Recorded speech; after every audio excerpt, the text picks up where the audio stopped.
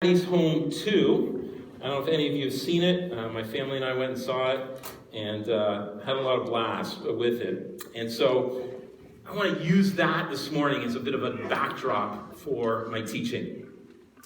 We're going to be talking a little bit. I'm going to use a bit of my story over the last year and some of the things God has been teaching me. And so to start with, when I think about the word vulnerability, this is what comes to mind. That when I see vulnerability, I see the two extremes. I see these two different dads. The second dad, portrayed by John Lithgow, to me is what real vulnerability was. And it was sappy and weak and cheesy. You saw him, and the music playing was different than when Mel Gibson came down the escalator. He kisses his son on the lips. He's crying. It's a very emotional experience. And when I thought about what vulnerability is, that's what I portrayed as vulnerability. And that wasn't going to be me. And so what do? Is I run to the other extreme then. And the other extreme is Mel Gibson's character. Cool, calm, collective, shows no emotion, has no problems, no challenges in life, and that's it. And so that's what I viewed as who I wanted to be. This kind of suck-it-up attitude, everyone's got problems, just deal with it, move on through life, and that's how things were going to go. I remember very distinctly, probably my wife's first experience with my desire to flee vulnerability and pursue Mel Gibson. It was on our honeymoon. We were on our way back. We had driven to Florida for our honeymoon, and we were driving home, and I remember we were staying in a hotel, and she decided to call home. And she was talking to her brother, her one brother Russ, who she was quite close with. And as she hung up the phone, she began to cry. And I think the overwhelming sense of this reality that she was never going home again, not in the same sense that she had always known. And it was an emotional experience for her. And so there she sat on the bed in the hotel crying. A perfect opportunity. She was completely exposed to me. Her feelings, her emotions were there. And so I remember very distinctly doing what anyone in my shoes would do. I got up and I quietly moved over next to her. And I reached out my arm. And I then patted her on the back 3 times. Got up, went over, turned on the TV, and sat down and watched whatever show happened to be on. Because I wasn't comfortable with that level of vulnerability. I didn't know what to do with it. It was weird and weak and sappy. And it was like, oh, look at you. Okay, what's on ESPN? And so I moved away from that. And that was what my attitude towards vulnerability was. And so since then, I have adopted this idea of suppress everything. Don't say anything. Suck it up attitude. And because of that, I am pleased to let you know today it has landed me in the emergency room twice. Twice I thought I've had a heart attack or stroke. The most recent one was back in the fall, where I was lying in my bed at night and the pain was growing and growing. I thought, oh my goodness, I think I'm having a heart attack. And so I just left it all night long because that's what we do. We suppress and don't deal with it. And the next morning, my wife, who was going to be at a volleyball tournament, said, will you bring me lunch? Absolutely. I drove my son to school. And then I said, maybe I should go by Hamilton General, just real quick, just to make sure. And the good news is both times, my heart was completely fine. They did all the tests. Your heart is strong. You've got a lot of stress, and you're not dealing with it and processing it. And so that's kind of this idea of processing and sharing and being exposed was something that, again, Mel Gibson's character never would do. And so I wanted to be that person because I didn't want to be this person. And so I never addressed the problems that were happening in my life. This takes me to where I landed myself about a year ago. About a year ago, before John Hand, who's here this morning, was on staff, he was working for our denomination. And he and Krista Hesslink, who also used to be on staff, were coming in. They were going to work with our pastoral team. and they were doing a day on kind of some spiritual reflection stuff, some just sitting with God, some ideas around what does it mean to rest and be who we truly were. And as I headed into this day, I thought to myself, this is going to be great for others in the room. I don't really need it, but I see the importance of it for others, so I'm just going to go and smile and get through this day. And they began to unpackage for us over that morning their own journeys and their own process in discovering what it just means to be fully vulnerable and fully exposed to Christ. And so one of the activities they had for us was to go and to sit. We had to go off anywhere in the building for half an hour, and in that half an hour we had to take 10 minutes and just sit with God and do nothing. Just sit with God. And I remember I went, and I came back, and I was extremely frustrated because I couldn't do the task. I couldn't just sit and be. And so the morning continued, and they began to unpackage some more things with us. And again, in the afternoon, they sent us off again. And this time they gave us 4 different things that we could do within that structured time frame. And so it was outlaid. It was just right there for us on paper. Didn't have to think about it. And so we went away again. And again, I sat there and I was extremely frustrated. And it was impossible for me just to sit with God. And I came back more angry and more frustrated. And as they finished up the day, they began to talk about this idea of these masks that we wear, these masks that we put on. And I realized quite quickly that I had been putting on all of these different masks to cover up who I truly was and what was really going on in my life. So much so that I didn't even know if I would recognize the person under the mask any longer. At the end of the day, Krista, and you need to know that Krista and I had become really good friends. We have been good friends. She once was my boss as well. And she's just one of those people in my life that kind of could look at me, ask a question, and know if I was lying to her or not. She just kind of could see through that. And we've had some tough conversations. And she just came up to me at the end of that day and just simply said to me, "So, what did you think?" And I looked at her and I began to say some words, and the only words that came out were, "Krista, that wrecked me." And she could see something was happening there. She could see I was beginning to get a little bit emotional, and that was not where I was comfortable. And so she shut it down right away because she knew it wasn't the kind of place that I wanted to be in right there. And she goes, "Okay." And she walked away. And later that day, I found myself taking my son to a soccer practice and sitting in a Starbucks, as I often do. And I began to write them a letter.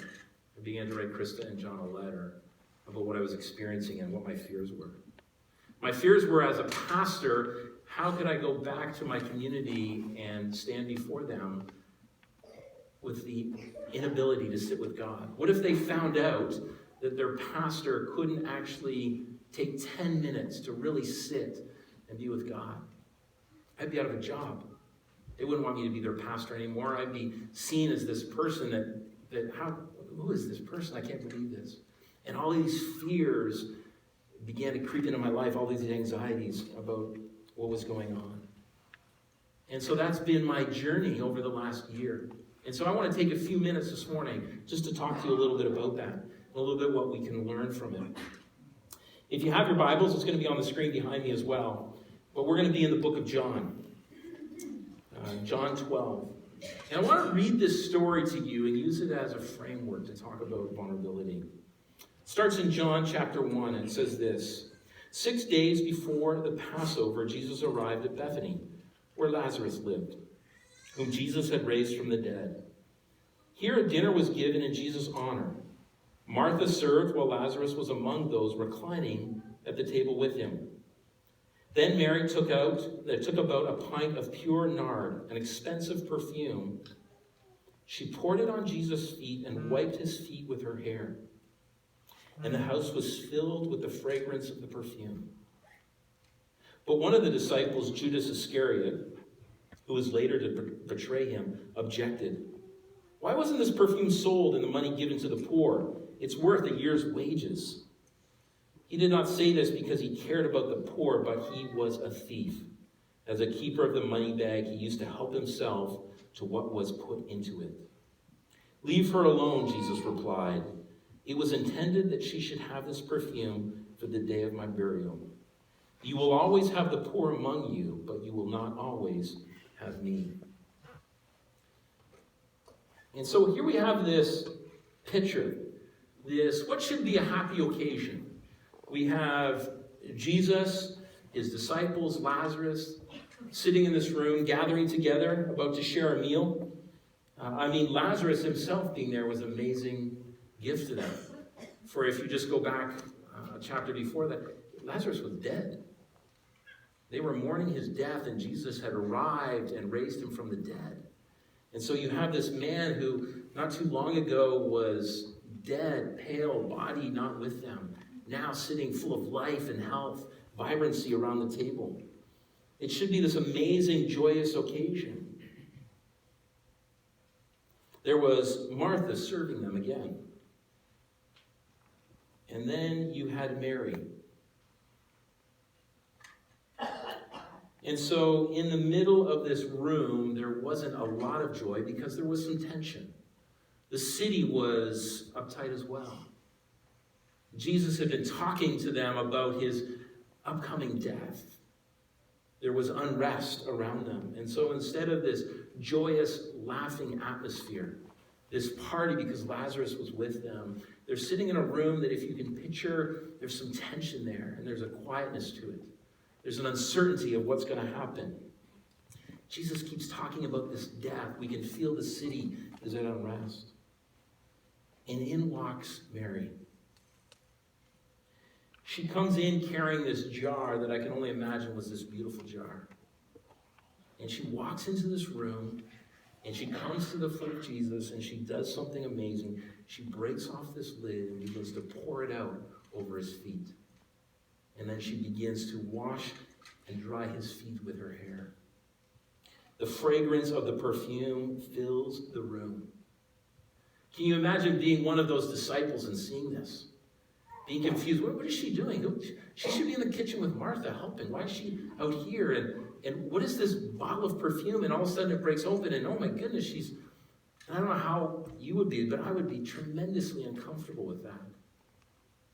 I had an opportunity to be, when I was a youth pastor, I was at a retreat for youth pastors. And the guy speaking came from a Pentecostal background. And he was sharing with us that night, and he was full of emotion because of the way the Pentecostal church had interacted with an organization that we were with, Canadian Youth Network. And they had not been as kind to them. And so he had Del Winder up at the front. And he began to cry and apologize to Dale for the way that his denomination had treated Canadian Youth Network. And he began to cry and wash his feet right in front of us. And I remember in that moment feeling so uncomfortable. I can only imagine what these disciples felt like. Because in that moment, my friend Chris Jones, who was next to me, turned to me and said, "You want to go get snack?" And I was like, "Yes, I do. Because I'm afraid he's going to wash my feet next, so let's get out of here." And we took off. We slipped out the back door. And so I can only imagine for a minute what these disciples would have been experiencing as they watched this unfold. And so Mary takes this jar, opens it up, pours it on his feet. And what is their reaction? Their reaction is one of anger. Judas stops. It says right there, and he says, "What are you doing? We could have sold this perfume and given it to the poor. It's worth a year's wages."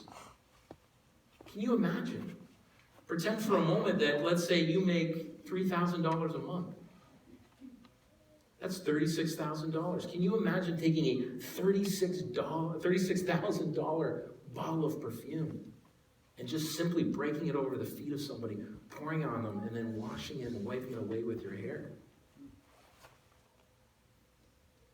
And that was Judas's response. But see, for Mary, this was a great treasure. This was something that probably none of them even knew that she had, that she kept it tucked away for something very special. It was her treasure, her everything. And here she comes into this room with it and breaks it open and pours it over his feet. And the response of the room is anger to say, "Whoa, what are you doing?" And I love Jesus' response. In Mark 14:6, it reads this way: "Leave her alone," said Jesus. Why are you bothering her? She has done a beautiful thing. His response right away is, whoa, what are you doing? Don't bother her. She has done this very beautiful thing for me. And he recognized instantly the treasure that was. The treasure that was her, that she was now fully exposed in front of everybody, pouring it out on his feet. And he recognized that immediately. You see, Judas's response for me is often how the world responds. It's this selfishness. Judas, for the 12 disciples, he was kind of like the money man. They didn't make any money. They didn't have jobs. They just traveled around together, and they relied on the givings, the offerings, the gifts of other people. And Judas was the one that collected them and kept the money together. They could help pay and buy the meals and things like that as they traveled. And so his response, and Jesus knew this, his response wasn't one of, whoa, we could have used that for the poor. He was masking that to really say, wow, we could have sold that, we could have kept that money in our bag, and I could have helped myself to a little bit of that when I needed it, a little bit of that. And it was a selfish response. That when someone had come into the room and given their very best and fully exposed themselves, poured themselves out, his response was to shut it down, to question it, to disregard it, to actually condemn it, to dismiss it.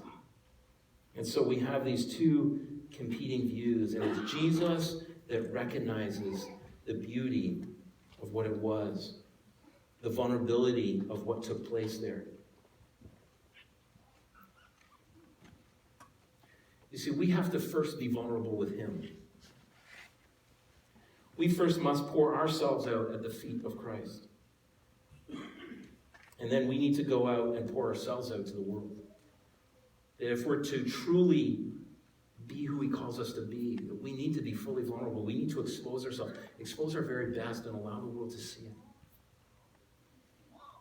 The Apostle Paul beautifully articulates it this way. In Romans 12, 1-2, he says this, I urge you, brothers, in the view of God's mercy, to offer your bodies as living sacrifices, holy and pleasing to God. This is your spiritual act of worship. Do not conform any longer to the patterns of this world, but be transformed by the renewing of your mind. What does it look like then for us to be fully poured out?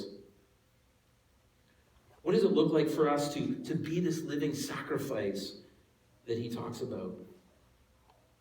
And what does it look like for us to engage the world, engage the poor? And not just the poor as we define it often as those that don't have the same financial means as the rest of us, but the poor in spirit. Those that are around us that are broken, that are hurting, that are lost, that desperately need something. What does that poor look like for us? And how do we respond to it?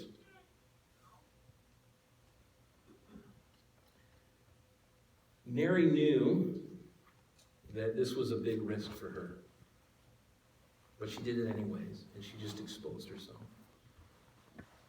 And so that's the first part that I want to hit home with today, is that idea of vulnerability isn't the John Lithgow character that comes down like an Oompa Loompa and walks up and kisses somebody on the lips and just cries because he hasn't seen them in 2 weeks and it feels like forever. But real vulnerability is about being fully exposed, who we are at the foot of Christ, and just saying, this is who I am. This is my very best, poured out for you, for everyone to see. The second part that Mary recognized that is very key is it requires proximity. Mary knew that she couldn't take her very best from the kitchen, open it up and kind of pour it out and hope that Jesus would smell it and then wipe it up. It would have just been dismissed as a spill in the kitchen. She realized that for real vulnerability to take place, it required proximity of her. She needed to get right into the feet of Christ and be right there and present. And so for us to be fully vulnerable, we must have proximity. A beautiful story of this took place a couple of years ago for us. My wife was going home to visit her parents. They live just outside of Picton. And I wasn't going with them, and so she took the kids. And I remember her telling me the story. About halfway there in around Whitby, they decided to stop and get something to eat for dinner. And as any healthy family would do, they stopped at McDonald's. And said, this is what road warriors need. And so as they pulled into the parking lot at McDonald's, my daughter noticed at the McDonald's that there was somebody who was sitting outside on the ground begging for money. Needed money. Tattered clothes, not looking up, and just kind of sitting there.